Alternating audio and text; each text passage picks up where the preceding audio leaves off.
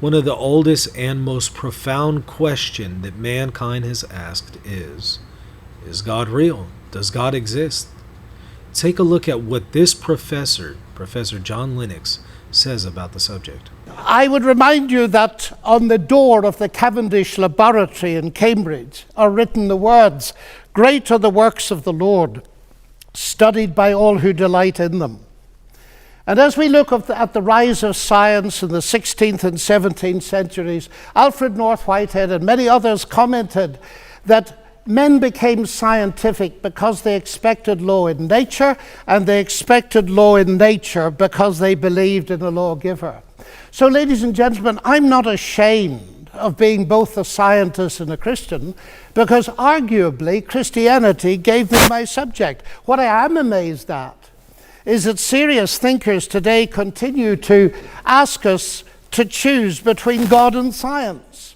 That's like asking people to choose between Henry Ford and engineering as an explanation of the motor car. This is a really good point, because when you study logic and you look at creation, there are very good reasons where we can say, if you observe the natural order of things, it points to an ultimate creator. In fact, sacred scripture in the book of Romans itself knows that we can look at creation and deduce from it that there is a creator. And if you say, look, I have a problem with scripture, I don't believe it, okay, start with reason, start with logic. See St. Thomas Aquinas's 5 proofs for the existence of God, where he will show you by reason alone and appeal to reason alone for the existence of God. When Newton discovered his law of gravity, he didn't say, I've got a law, I don't need God. No, he wrote the Principia Mathematica, arguably the greatest work in the whole history of science, because he saw that God is not the same kind of explanation as a scientific explanation. God doesn't compete. Agency does not compete with mechanism and law. Why is there something rather than nothing?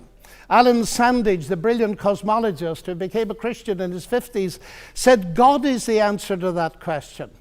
But people are now so desperate to show that the universe created itself from nothing, which seems to me to be an immediate oxymoron.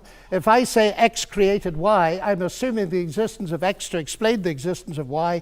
If I say X created X, I'm assuming the existence of X to explain the existence of X, which simply shows that nonsense remains nonsense even if high-powered scientists utter it. It reminds me a little bit of G.K. Chesterton, who said, "It is absurd to complain that it is unthinkable for an unthinkable God to make everything out of nothing, and then to pretend that it is more thinkable that nothing should turn itself into everything." The heavens declare the glory of God, says the ancient psalm. And we've unraveled a bit of that, seeing the fine-tuning of the fundamental forces of nature. It's something that's so striking to scientists that it demands explanation. And it seems to me that Arno Penzias hit it right. He is the Nobel Prize winner who discovered the microwave background on which a lot of the evidence for the Big Bang is based. He said astronomy leads us to a unique event. A universe which was created out of nothing, one with the very delicate balance needed to provide exactly the right conditions required to permit life, and one which has an underlying, one might say, supernatural plan. And what the professor does here is helpful. He shows how there really is no dichotomy between being a scientist and being a rational person, and also a believer in a creator. And so I appreciate the references that he makes here, but I ultimately want to focus on arguments from reason, which he's about to do next. Now let me come briefly to ethics. Ethical behavior, like rational behavior, of course, does not itself require religious belief. This is consistent with the fact that humans are created in God's image as rational moral persons. But just as I suggest that rationality cannot be explained without the existence of God, so I dare to suggest that the existence of morality cannot be explained either. As modern science sprang from Judeo-Christian sources, so did the concept of human equality. Listen to atheist Jürgen Habermas, arguably one of Germany's leading intellectuals.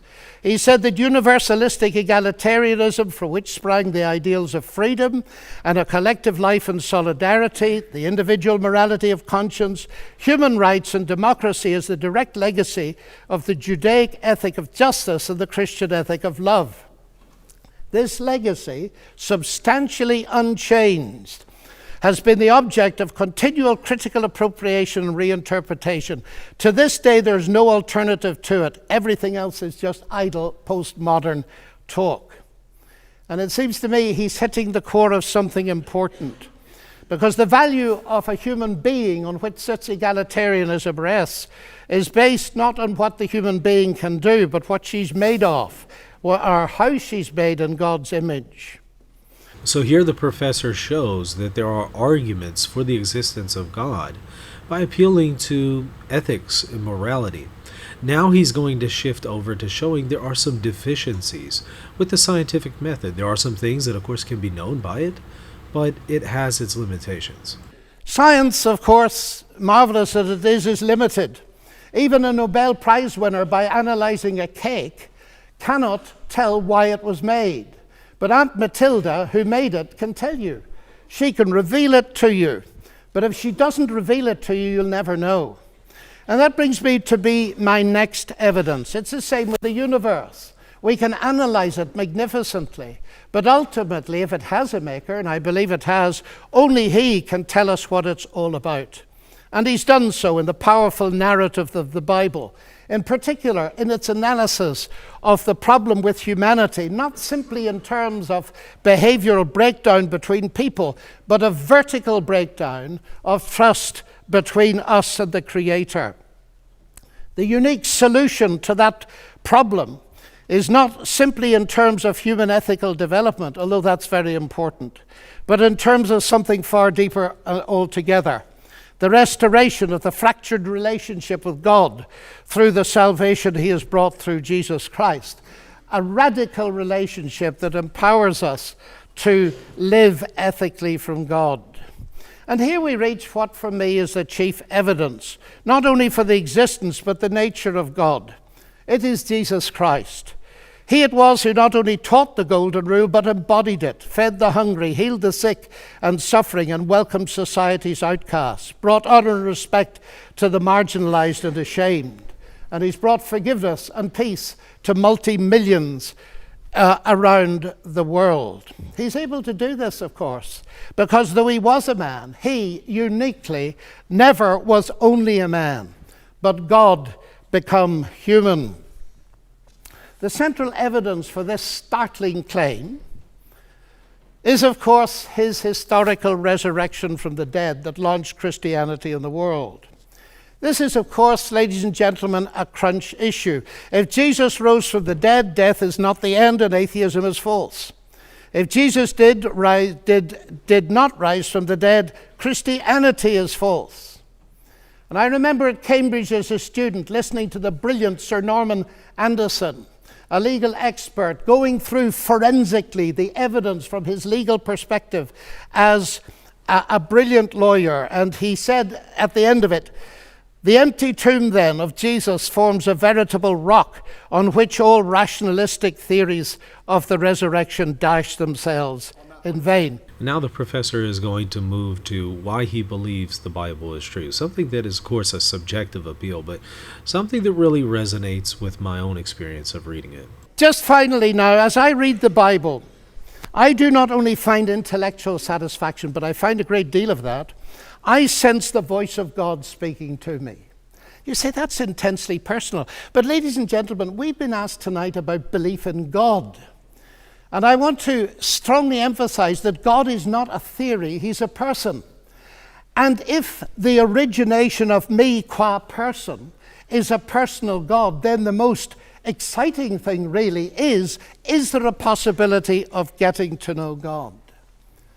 And so I don't simply believe there is a God. I've come to know him and trust him. And I have strong reasons for doing so, because of Christ dying and rising again for me. Well, thank you so much for watching. I hope you enjoyed this. Hit that like button and the subscribe button. And if you want to support this channel, patreon.com/Reason in Theology is a great way to do it.